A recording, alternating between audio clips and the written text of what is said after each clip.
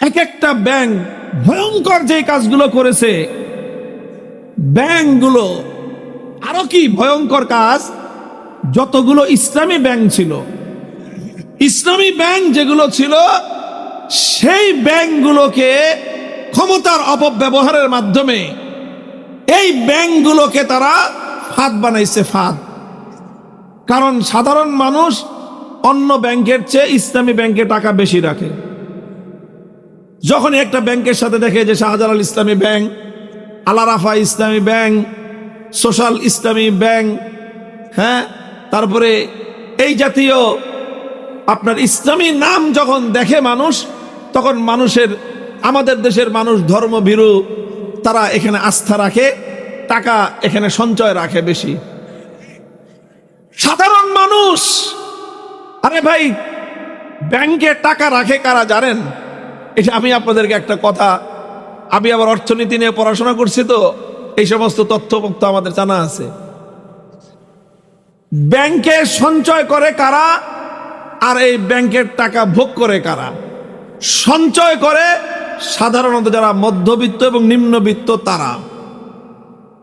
ব্যাংকের সঞ্চয়টা হলো income minus expenditure, income minus expenditure equal to savings. আয় করছে 100 টাকা, খরচ করছে 90 টাকা, বাঁচছে কত? এই 10 টাকা থাকে ব্যাংকে সেভিংস করে। এটা হলো কারা করে? কারা করে? শত কোটি টাকার মালিক যারা, এরা না। যারা হাজার হাজার কোটি টাকার মালিক, এরা কেউ ব্যাংকে টাকা রাখে না। শত কোটি টাকার মালিক কেউ ব্যাংকে টাকা রাখে না। কোটিপতি যারা, এরা কেউ ব্যাংকে টাকা রাখে না। ব্যাংকে টাকা রাখে কারা? যার বেতন মাসে 25,000 টাকা, সংসার খরচ হয়ে যায় 22,000, ওই 3,000 টাকাও যদি ব্যাংকে না রাখে, জানে থাকবে না। চিন্তা করে 10 বছর পরে কি করব, এই জন্য একটা ডিপিএস খুলে ওই 2,000 3,000 করে করে মাসে জমায়। এই ভাই, মাসে জমায় কে? বড় লোকে জমায়? জমায় কারা? গরিব মানুষ, মধ্যবিত্তের মানুষ, তারা একটু একটু করে জমায়, যে যদি কোনোদিন বড় একটা টাকার প্রয়োজন হয়, 10 বছর পরে, 20 বছর পরে, 50 বছর পরে যখন আমি বুড়ো হয়ে যাব, তখন যেন আমার একটা কিছু উপায় থাকে।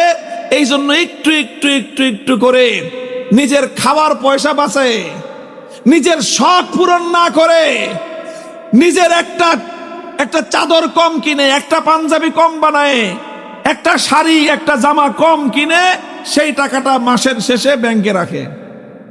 এই হলো ব্যাংকের ডিপোজিট, এই হলো ব্যাংকের ডিপোজিট। এইভাবে হাজার হাজার লক্ষ লক্ষ মানুষ ব্যাংকগুলোতে টাকা রাখে। আমরা এরকম গরিব মানুষ 1 লক্ষ মানুষ মিলে যেই টাকাটা রাখলো, ওখানে গিয়ে মনে করেন হইল 10,000 কোটি টাকা। আর এক শিল্পপতি আইসা একদিন ব্যাংকের ম্যানেজার রে ঘুষ খাওয়ায়, অথবা ব্যাংকের যারা ম্যানেজমেন্টের দায়িত্ব আছে, ওরা নিজেরা আলাপ আলোচনা করে, যোগ সাজস করে একজনকে 10,000 কোটি টাকা তাকে লোন দিয়ে দিল। এখন এই বেটা 10,000 কোটি টাকা লোন নিছে কি জন্য? ব্যবসার নাম দিয়ে নিয়ে এই টাকাটা দিয়ে কানাডায় গিয়ে বেগম পাড়া করছে। এই হলো কাজ হয়েছে এই দেশটায়, আর নাম দিছে উন্নয়নের রোল মডেল। কত বড় ভাওতাবাজি আর ধোকাবাজির সিস্টেম চলেছে। বাংলাদেশ উন্নয়নের রোল মডেল এখনো হতে পারে নাই, তবে বাংলাদেশ একটা বিষয়ে রোল মডেল হয়েছে, একটা বিষয়ে। সেই বিষয়টার নাম হলো তারুণ্যের জাদুঘর। বাংলাদেশ রোল মডেল হয়েছে ইয়াং জেনারেশনের বিপ্লবের রোল মডেল। রোল মডেল হয়েছে অন্যায়, মুসিবত, জুলুমের বিরুদ্ধে যুব সমাজের বিপ্লব।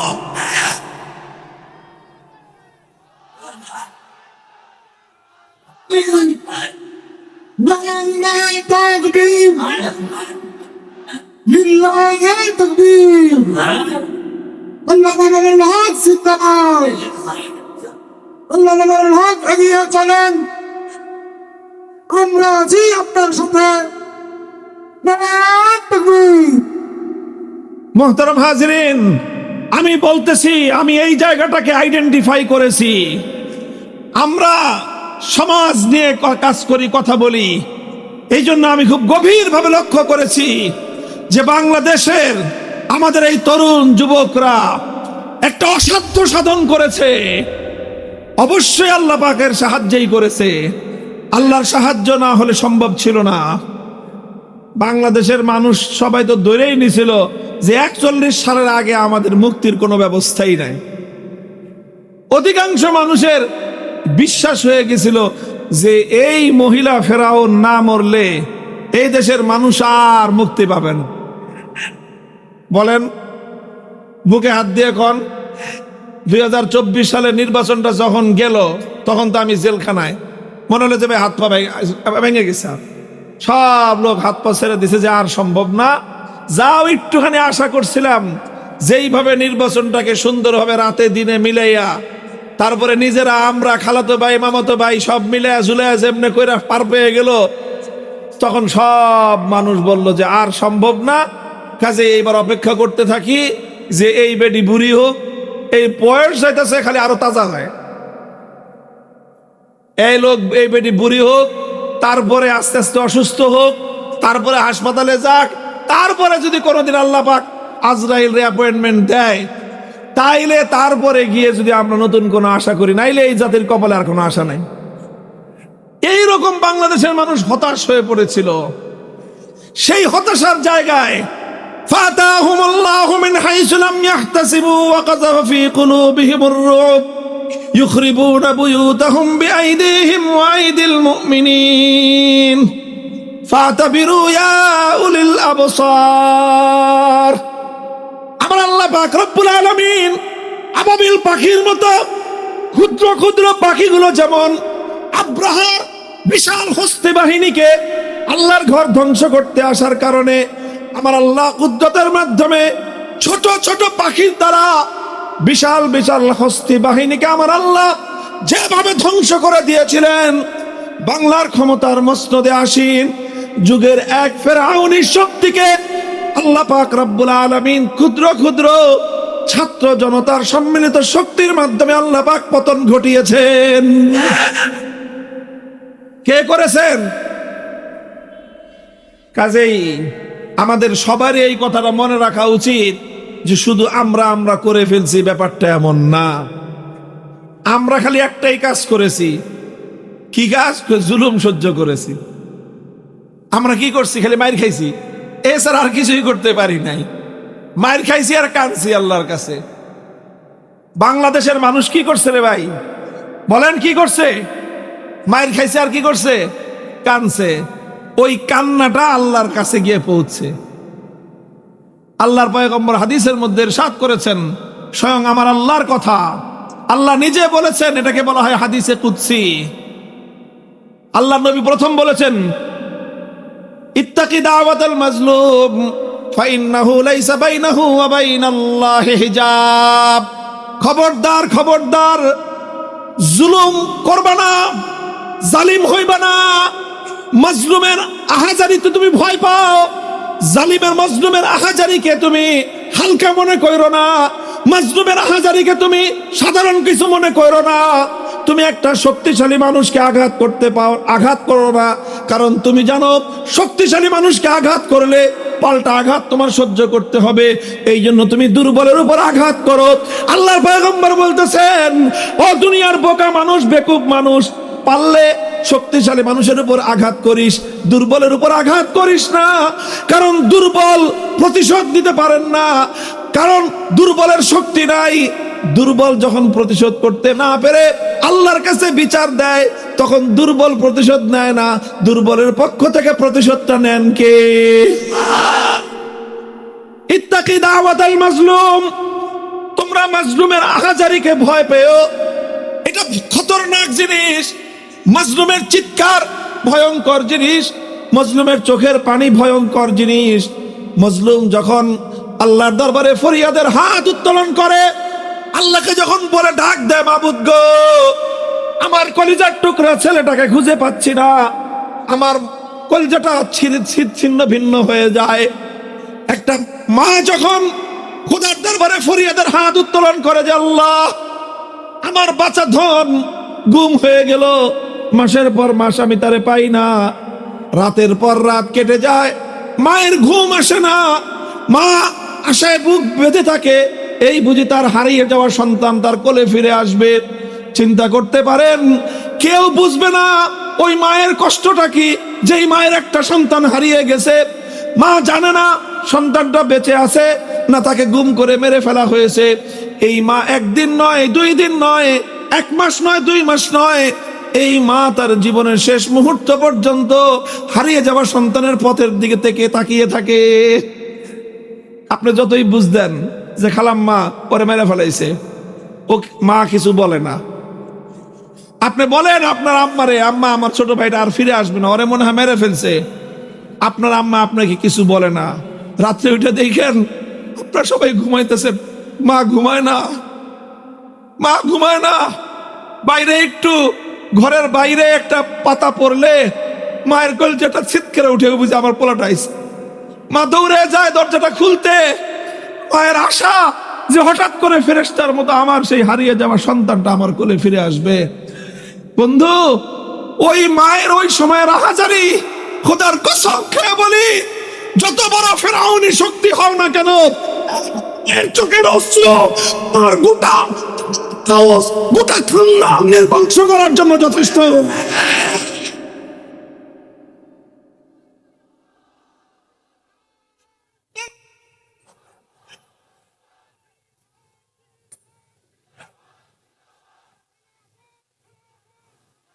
মুহতারাম হাজিরিন, আমি বলতেছিলাম এই ছিল বাংলাদেশের মানুষের অবস্থা। আমরা শুধু কি করছি, কি বলেন, মায়ের খাইছি আর কানছি, আসলে আমরা আর কিছুই করি নাই। আমাদেরকে মারছে, আমরা মায়ের খাইছি আর কানছি। আরে ভাই, আমার কথাই তো, 3টা বছর আমার ছোট ছোট মাসুম বাচ্চাগুলো যখন আমাকে কোর্টে উঠাইতো, ওরা গিয়ে যে তাকায় থাকতো, ওদের নিষ্পাপ চোখের দিকে তাকাইলে নিজের চোখের পানি সংবরণ করতে পারতাম না। ওই বাচ্চাগুলো কাছে আসতে চাইলে কাছে আসতে পারতো না। এই যে করুণ কাহিনী, এই কাহিনীর তো অভাব ছিল না বাংলাদেশে। বাংলাদেশের মানুষই একটা কামই করছে, মার খাইছে আর কানছে। এই পানিগুলো সব গিয়ে খোদার আরশে জমা হয়েছে। আল্লাহ বলেন, আল্লাহ নিজে বলেন, হে মজলুম, তোর ফরিয়াদ, তোর আত্মচিৎকার দুনিয়ার কোন জালিমের পাষাণ ভেদী হৃদয় পর্যন্ত হয়তো পৌঁছতে পারে না। দুনিয়ার জালিমের দরবারে যেই উন্মত্ত নাচ গানের আর বিশাল বিশাল বিভিন্ন আয়োজন হয়, সেই আয়োজনের সেই তুমুল আওয়াজকে ভেদ করে জালিমের কর্ণকুহর পর্যন্ত হয়তো পৌঁছতে পারে না। কিন্তু মনে রাখবি, তোর কান্নার এই ধ্বনি দুনিয়ার কেউ না শুনলেও আমি আরশের মালিক সঙ্গে সঙ্গে তোর কান্নার আওয়াজ আমি শুনতে পাই। আল্লাহ শুনে সঙ্গে সঙ্গে আল্লাহ একটা রিপ্লাই দেন, আল্লাহ একটা জবাব দেন। আল্লাহ শুধু শুনে বসে থাকেন না, আল্লাহ প্রত্যেকটা মজলুমের আহাজারির সঙ্গে সঙ্গে আল্লাহ রিপ্লাই দেন। আল্লাহ কি বলেন সেটাও আল্লাহ নিজে বলে দিয়েছেন, লা আনসুরান্নাকা ওয়ালাউ বা'দা হিন। লা আনসুরান্নাকা, উলামায়ে কেরামকে জিজ্ঞাসা করে দেখবেন, লামে তাকিদ বা নুনে তাকিদ সাকিলা। আল্লাহ বলেন 3 বার করে বলেন, অবশ্যই অবশ্যই অবশ্যই আমি তোমাকে সাহায্য করবই। ওয়ালাউ বা'দা হিন, আল্লাহ বলেন যে হ্যাঁ একটু টাইম লাগতে পারে, সময় লাগতে পারে, 5 বছরের জায়গায় 10 বছর, 10 বছরের জায়গায় 15 বছর, 15 বছরের জায়গায় 15.5 বছর। এরপরে আল্লাহর সাহায্য যখন আসে, তখন তোমার এই কে তোমাকে আশ্রয় দাতা, তোমার পিছনে কত বড় ব্যাকআপ আছে, আর তোমার পিছনে কত বড় রাষ্ট্র শক্তি আছে, তোমাকে তারা কত বড় শক্তি দিয়ে তোমাকে তারা সাহায্য করলো, সহযোগিতা করলো, তুমি কিভাবে প্রশাসন সাজাইলা, কিভাবে তুমি বাহিনী সাজাইলা, কিভাবে তুমি দুর্ভেদ্য কেল্লা তৈরি করলা। আমার আল্লাহর কুদরতের কাছে ওগুলি দেখার টাইম থাকে। আল্লাহ যখন ধরে, তোমার পুরা বাসা বাড়ি, তোমার গোষ্ঠী শুদ্ধা, সব শুদ্ধা আল্লাহ পাক রব্বুল আলামিন এমন ভাবে পাকড়াও করেন, সমস্ত মজলুমের চোখ ঠান্ডা হয়ে যায় একদিন। মুহতারাম হাজিরিন, কথা আমি আর লম্বা করলাম না, এদিক সেদিক থেকে কিছু কথা বললাম, একটা কথাই বোঝাইতে চাইতেছি আপনাদেরকে। আমি বলেছিলাম এদেশের মানুষ বিগত দিনগুলোতে একটা বিষয়ে এই দুনিয়ার মানুষের সামনে আমরা রোল মডেল হতে পেরেছি। আমাদেরকে দেখে এই পাক ভারত উপমহাদেশের আরো বিভিন্ন দেশের ইয়াং এবং তরুণ যুবকদের মধ্যে জাগরণ তৈরি হয়েছে, তাদের মধ্যে জাগরণ তৈরি হয়েছে। তারা আমাদের যুবকদেরকে দেখে, বাংলাদেশের তরুণদেরকে দেখে তারা উজ্জীবিত হয়েছে। আমাদের তরুণদের স্লোগানগুলোকে বিভিন্ন দেশের তরুণরা তারা এটাকে নকল করেছে। আমাদের তরুণদের স্লোগান নিয়ে তারাও এরকম বিপ্লব, জুলুমের বিরুদ্ধে, অন্যায়ের বিরুদ্ধে তারা মাঠে নেমেছে। কাজেই আমার দেশের তারুণ্য, আমার দেশের ছাত্র জনতা, আমার দেশের যুবক, আমার দেশের ছাত্ররা, অনেকে শুধু ছাত্রদের কথা বলেন। আমি জুলাই বিপ্লবকে খুব ভালো করে অধ্যয়ন করে দেখেছি। ছাত্রদের পিছনে আরেকটা শক্তি তারা ব্যাকআপ হয়ে দাঁড়ায়ছিল, তারা হলো শ্রমিক, গার্মেন্টসের শ্রমিকরা, বিভিন্ন কলকারখানা ফ্যাক্টরির শ্রমিকরা। তারাও ছিল মাঠে, তারা ময়দানে ছাত্রদেরকে বলছে তোমরা যাও ভাই, আমরা আছি তোমাদের সাথে। অথচ এই আন্দোলনে শ্রমিকদের কোনো স্বার্থ ছিল না। তারা শুধুমাত্র অন্যায়ের বিরুদ্ধে, জুলুমের বিরুদ্ধে, অত্যাচারের বিরুদ্ধে ছাত্র জনতার পাশে ছিল। আমার আল্লাহ পাক রব্বুল আলামিন এই সকল কচি কাঁচা ছাত্রদের হাতে এমন ঝানু রাজনৈতিক শক্তিকে, এমন পতন, এমন শিক্ষা, এমন ধ্বংস আল্লাহ পাক তাদের কপালে দিয়েছে। বাইচা থাকবি, দূরের থেকে দেখতে থাকবি, সামনে যেতে পারবি না। মরে গেলে তো শেষ হয়ে যেত। আল্লাহ পাক রব্বুল ইজ্জত এমন শাস্তি দিছেন, তুই থাকবি, চেয়ে চেয়ে দেখবি যে বাংলাদেশে তুই আসতে পারবি না। দূর থেকে খালি গালাগালি মারতে পারবি আর বড় বড় কথা কইতে পারবি, কিন্তু এই দেশে তুই আর কোনোদিনও আসতে পারবি না। মুহতারাম হাজিরিন, আমি সবগুলো কথার পিঠে একটাই কথা বলতে চাই। যারা আজকে বিভিন্ন তন্ত্রের জন্য, বিভিন্ন মন্ত্রের জন্য জীবন দিচ্ছ, বিভিন্ন নেতার আদর্শের জন্য জীবন দিচ্ছ, বিভিন্ন মতাদর্শের জন্য জীবন দিচ্ছ, হাই যুবক, তোমার এই জীবন এত কম দামি না, তোমার এই যৌবনের দাম এত কম না। আমি আল্লাহর নামের শপথ করে একটা কথা বলি, বিশেষ করে যুবকদেরকে বলি, তোমার যৌবনের মূল্য দেওয়ার ক্ষমতা পৃথিবীর কোন শক্তির নাই। তোমার এই যৌবনের দাম, মূল্য চুকানোর ক্ষমতা আছেন একমাত্র ওই সত্তার, যিনি তোমাকে সৃষ্টি করেছেন এবং তোমাকে যৌবন দিয়েছেন। তিনি ছাড়া তোমার যৌবনের দাম কেউ দিতে পারবে না। নেতা তোমার কিছুদিন খাটাইতে পারবে, এমপি তোমাকে কিছুদিন ব্যবহার করতে পারবে, তোমাকে দিয়ে সে বড় নেতা হতে পারবে, তোমাকে কিছু টাকা দিতে পারবে, আর তোমাকে ছোট পাতি নেতা বানাইতে পারবে। এই কয়েকটা জিনিস তুমি পাইবা।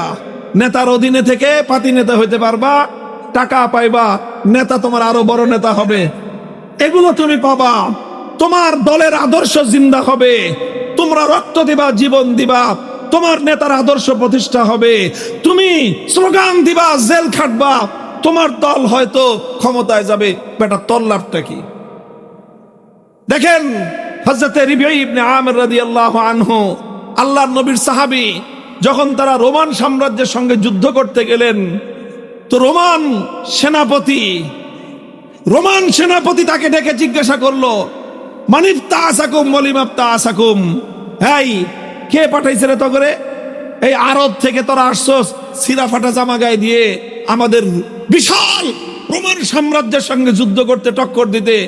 বেকুব জানি কথাকার, চিনশ্রম সাম্রাজ্য কি জিনিস? আমেরিকার মতো সুপার পাওয়ার।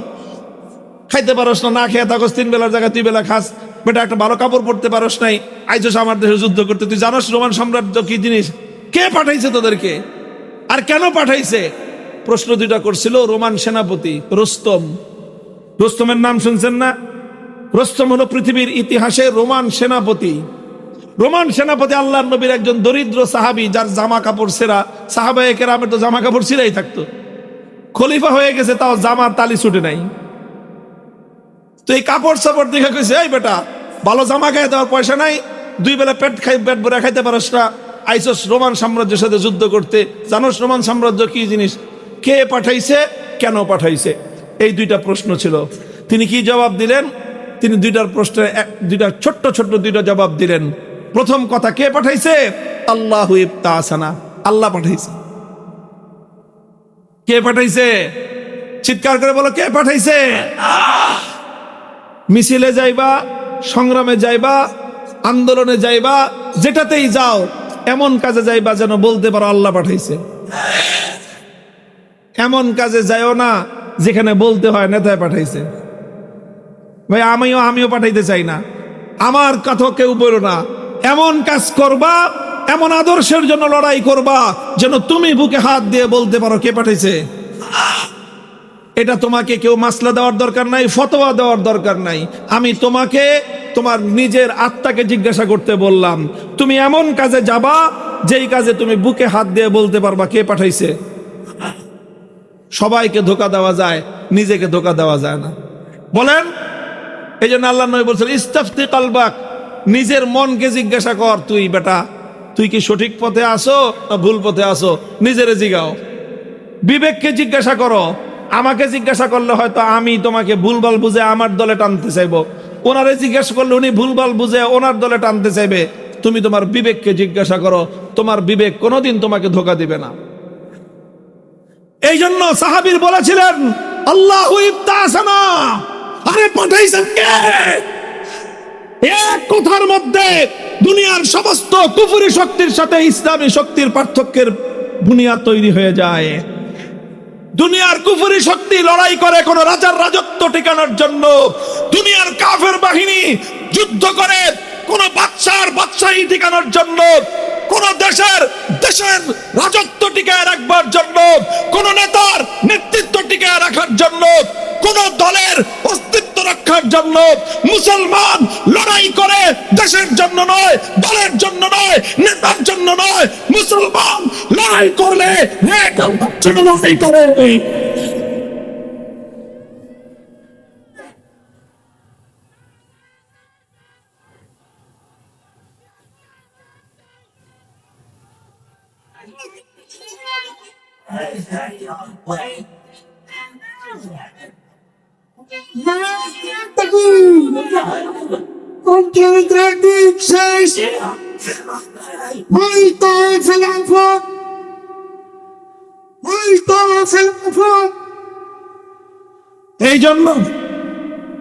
এই জন্য সাধারণ জনতা, ইয়াং জেনারেশন, আমার তরুণ ছাত্র এবং শ্রমিক জনতা, বিশেষ করে আমি তোমাদের এই দুই শ্রেণীকে লক্ষ্য করে আমি বলছি, আবার বলছি, ছাত্র এবং শ্রমিক জনতা, জুলাই বিপ্লবের মাধ্যমে দুনিয়াকে দেখা দিয়েছো বাংলাদেশ কি জিনিস।